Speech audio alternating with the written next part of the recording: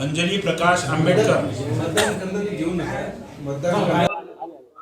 यावेळेस मी सर्व महानगरपालिकेच्या निवडणुका बघतोय ते भारतीय जनता पक्षाची दादागिरी 10 वर्षांनंतर मोडते असं दिसतंय.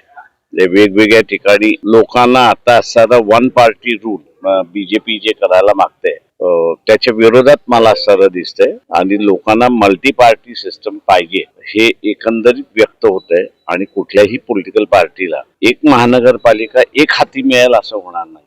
तेव्हा सर लोकच मी असं म्हणेन राजकीय नेत्यांना सुधरवतात आहेत आणि उद्याचं राजकारण कसं असलं पाहिजे याचा धडाही देतात मताच्या रूपाने असं मी त्या ठिकाणी बघतोय.